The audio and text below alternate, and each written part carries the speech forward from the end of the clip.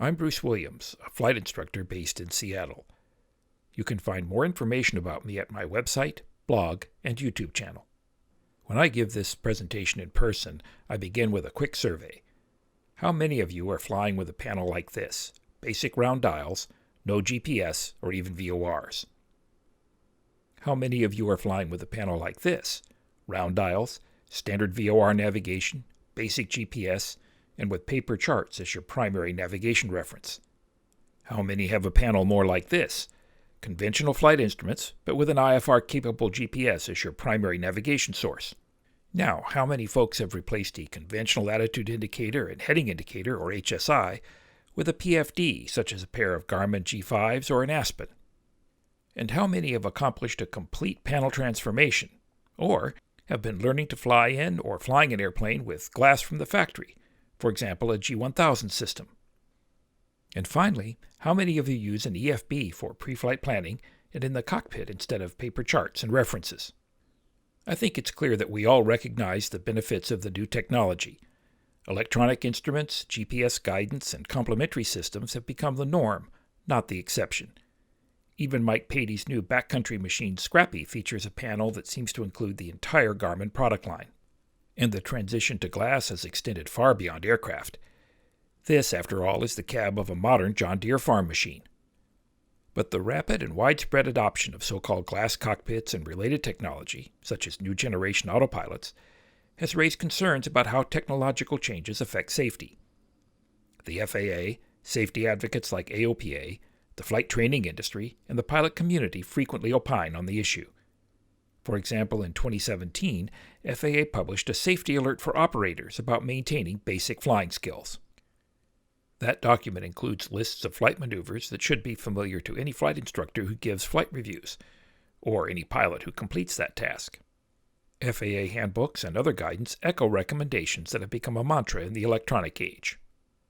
Now, just to belabor this point, as enthusiastically as I embrace new technology, like most of my colleagues, I wish every pilot developed and practiced fundamental skills, such as learning more about spins, and experienced upsets and unusual attitudes, and practice maneuvers like accelerated stalls, regardless of the type of aircraft that they fly.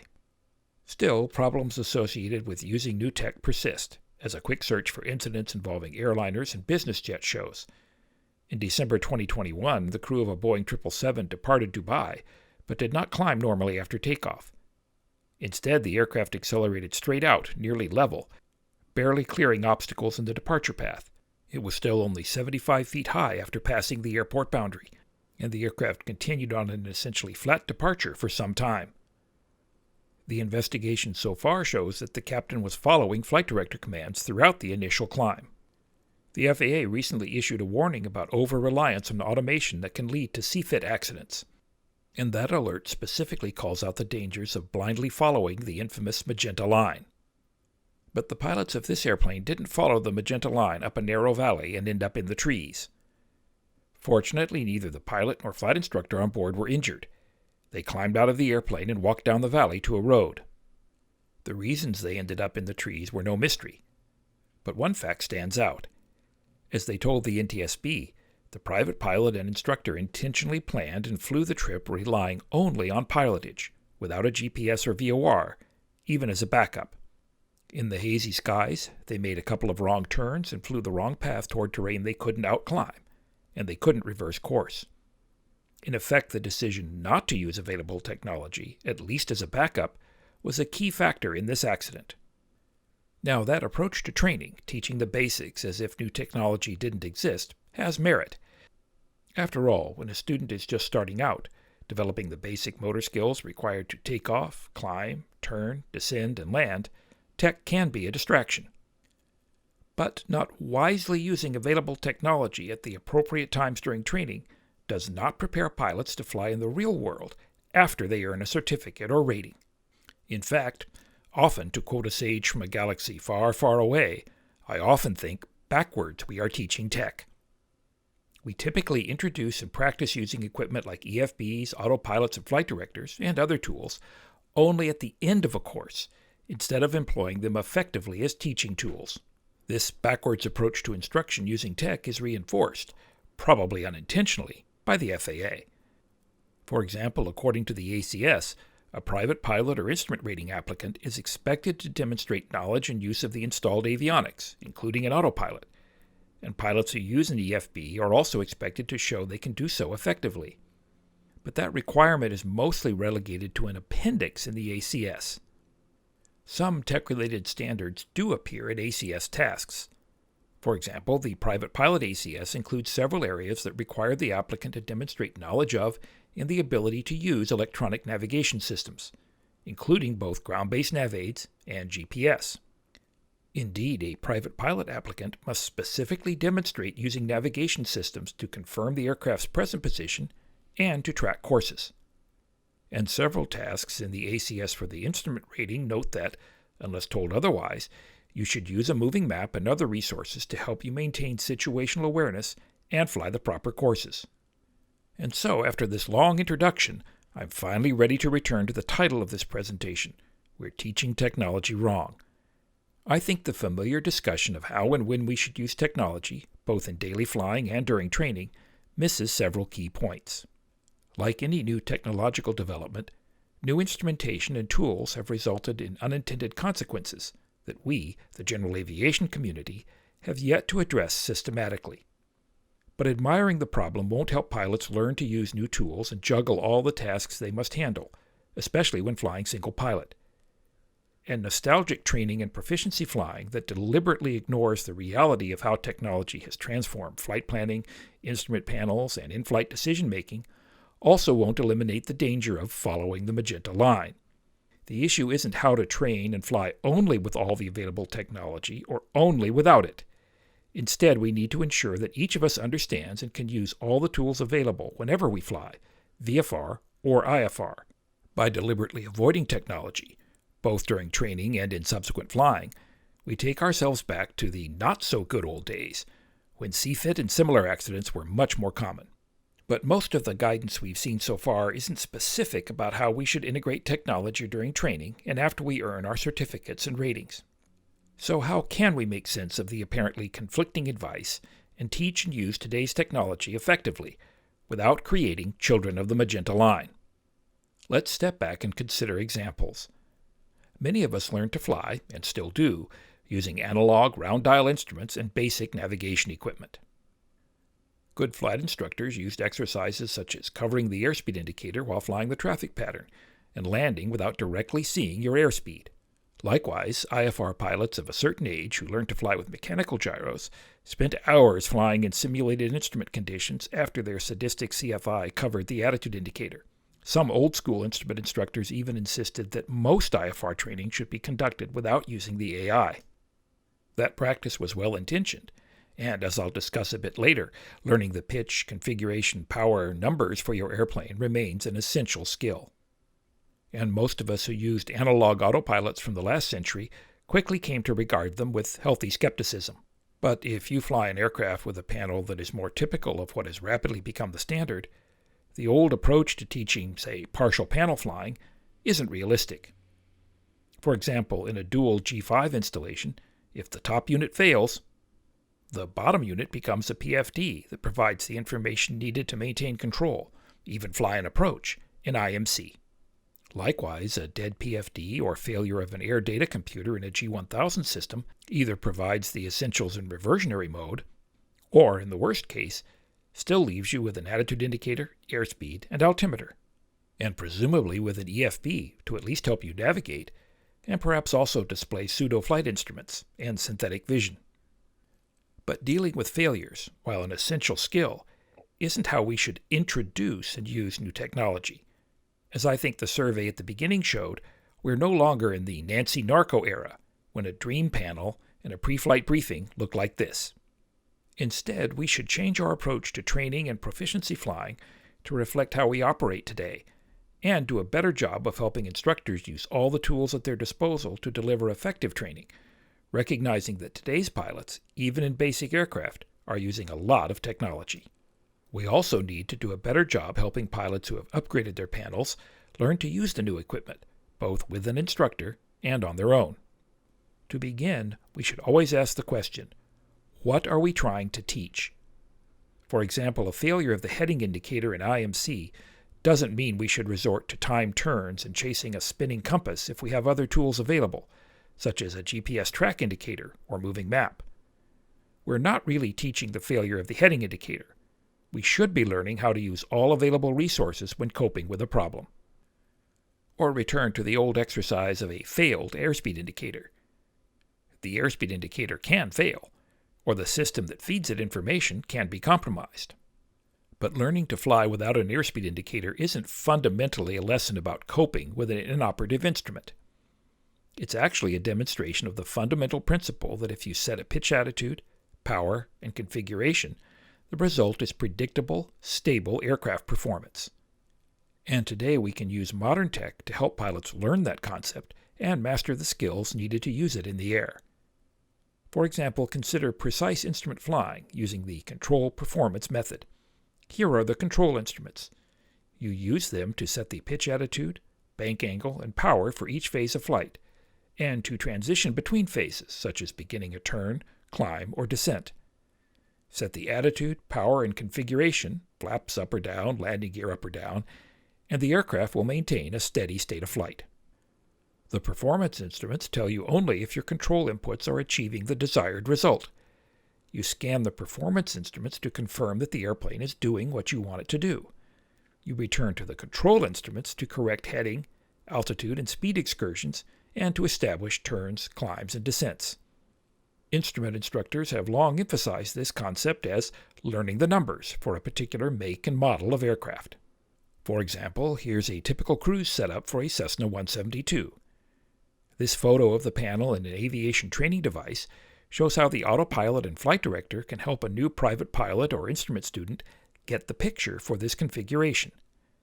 The flight director shows the target pitch attitude, essentially level with the horizon line, wings level to maintain heading. Power is set at 2400 RPM. The performance instruments verify that the airplane is maintaining altitude at 110 knots indicated airspeed. With the autopilot doing the work, students aren't distracted by their control inputs or how the ATD responds. To help them learn each setup, I tell students to get out their phone and take a panel selfie of each configuration. You can also use such photos during ground sessions to illustrate and emphasize these concepts. Here's the picture for another basic phase of flight in a Cessna 172. Level at 90 knots, flaps up, as when you're setting up for VFR maneuvers, flying the traffic pattern, or joining the initial phases of an instrument approach. Again, using the autopilot and flight director helps the student visualize how to establish this configuration.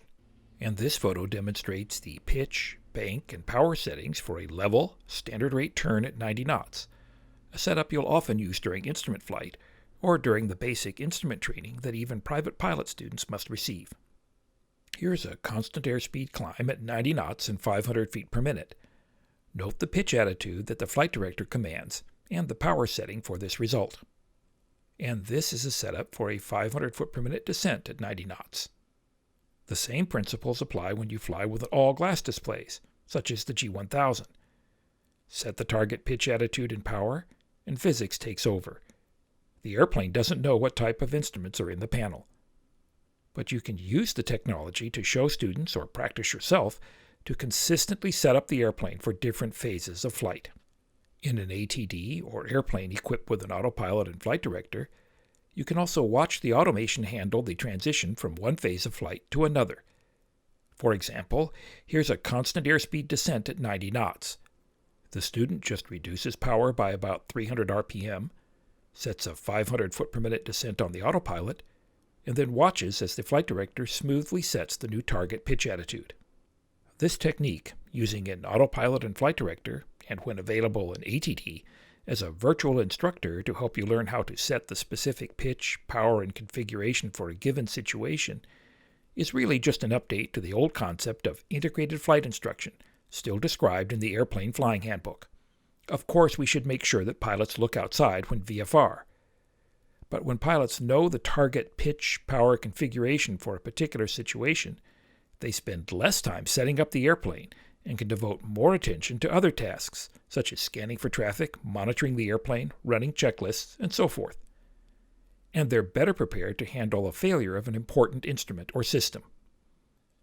This idea, using a flight director as a teaching tool, really isn't so radical. Note, for example, that the IFR ACS emphasizes that a flight director is not considered part of the autopilot for an approach that must be hand-flown.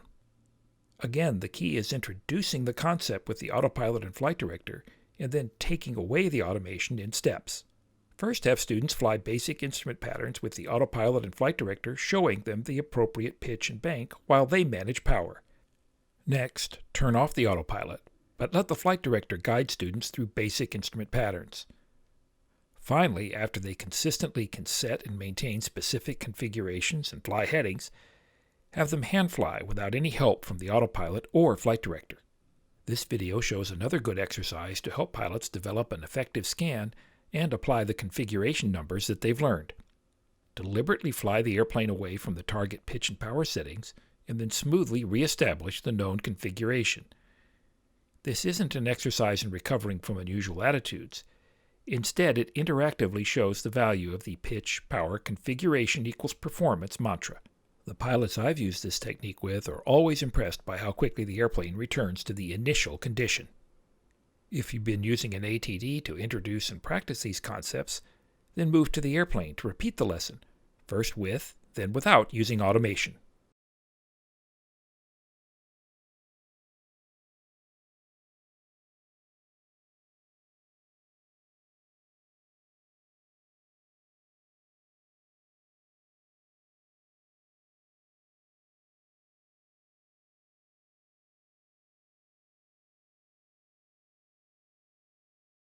Using the available technology early also helps pilots learn it from the beginning, not as something you add to the mix only at the end of a training course or aircraft avionics checkout. Next, let's consider another example, how we typically teach VFR navigation. Pilotage is always primary, but we should also ensure that students understand and can use all available resources.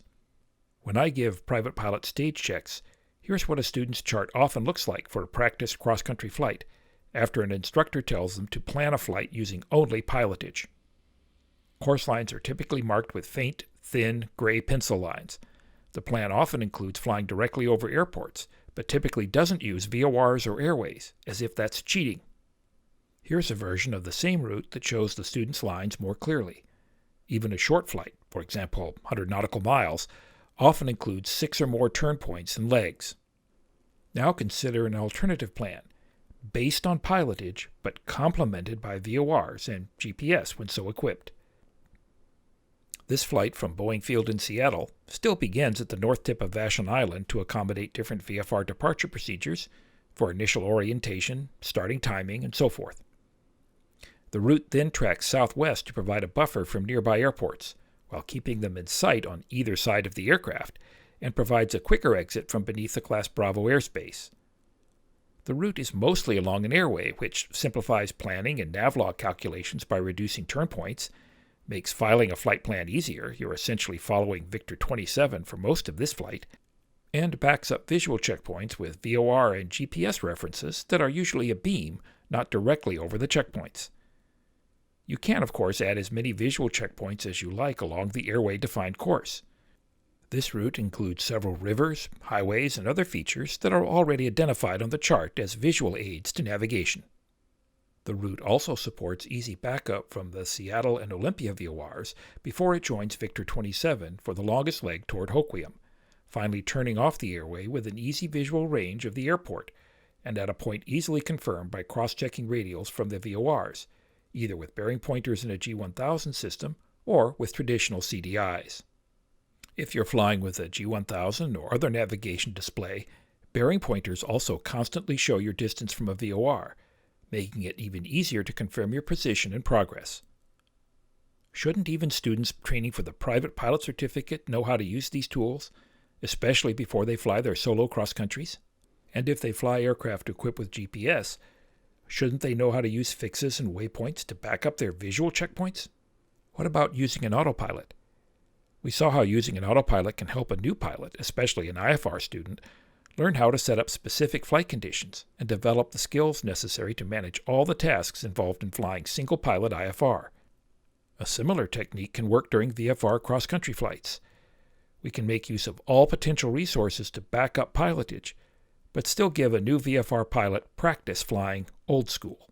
On a multi-leg VFR cross-country, why not use all those resources on the first leg, including the autopilot if available, to help the student manage the busy departure phase and get into the groove of running flows and checklists, identifying checkpoints, communicating, and confirming performance against the navigation log. Then, on the next leg, take away some of the tech. Perhaps turn the moving map page to display traffic and remove GPS waypoints so the student can practice using VORs and features like bearing pointers to confirm visual checkpoints. If you use the autopilot, use only heading mode to help the student understand and apply corrections for wind. If you introduce a diversion on this leg, have the student again use all the available resources to help solve the problem, including basic use of the autopilot to relieve workload. Finally, on the last leg, fly old school. Keep nav aids tuned, perhaps in standby. Rely on pilotage. No autopilot. And by the way, if we insist that a student use only paper charts, are we teaching navigation and how to plan a route, or just how to use paper charts? When we train a student to create a navigation log, are we just assigning make work, or really helping them understand where the numbers come from and how to judge their validity? I suggest that we should have a student demonstrate the skills of laying out a course with a plotter, measuring distances, and calculating ground speed and wind correction angles, but not for every leg of a long cross-country. Instead, when I give a stage check, I have the student show me, for at least one leg, that they understand the process and can judge whether the numbers they've computed are reasonable. But at least at the beginning of a flight, per the ACS, I have them demonstrate that they can use all the tools they have available, as they will when they're on their own, in the real world. Introducing technology in that sequence, first using all available resources, removing some of the balls that the student must juggle, then taking away automation and supplemental navigation aids, helps better prepare pilots for flying with today's technology. Let's look at another example. Last fall, I flew my A36 Bonanza from Seattle to New Hampshire and back for a gig at Pilot Workshops. The airplane is equipped with most of the latest technology, including in-cockpit weather and a wonderful GFC 600 autopilot that lacks only one feature, autothrottle. Although I flew airways along many parts of the route, to travel through the mountains out west, or, as shown here, to circumnavigate the airspace at O'Hare, I never once tracked a VOR course using green needles. I had nav aids tuned and displayed via bearing pointers, but when GPS was available, it was my primary navigation source. In fact, as I continued east into Ohio, and then across Pennsylvania and upstate New York, VORs and airways became sparse. One leg, to Sheboygan, Wisconsin, featured a gob of thunderstorms around my destination. But using the tools on board while cruising in benign IMC, I requested a specific reroute that would avoid the weather and allow me to arrive after the storms had moved north. And although the sky looked unfriendly as I began the approach, the storms, in fact, had passed through an hour before I landed, leaving light winds and only a damp runway. I had terrific situational awareness because my pilot flying, the autopilot, allowed me to monitor and deal with the changing situation, and always keep good alternatives in mind should they have been necessary due to weather, fuel, or an issue with the airplane. Here's another way to think about the main point I'm trying to make. In the real world today, we are routinely using some combination of new technology, electronic flight instruments, GPS and moving maps, autopilots and flight directors, electronic flight bags. As I hope I've made clear, we shouldn't be dependent on any gizmo and let our basic flying skills atrophy. But during training, or when we install new gear, we shouldn't pretend that we won't use the tools available to us. In fact, today training for a new type rating in a jet first assumes that everything is working, and that you'll use all available resources effectively. I think we can use another concept from advanced training, a minimum equipment list, or MEL, to help us decide when and how to use tech. As you know, an MEL is a tool that pilots of multi-engine and turbine aircraft use to help them decide if a flight can begin or continue if a piece of equipment fails. Thinking about how and when we use technology to teach or to fly can follow a process, a minimum technology list, or MTL, if you will. For example, if my ADS-B or SiriusXM weather display had failed, I would not have continued the flight toward Sheboygan. The view out the window didn't provide enough information about what lay ahead. Likewise, if my autopilot had become inop, I would not have continued the flight under IFR. I was flying long legs in unfamiliar airspace, solo. Having an autopilot meant that I could afford to use more brain cycles to maintain situational awareness. So in closing, the question today isn't whether we should teach as if cockpits still look like the one on the left.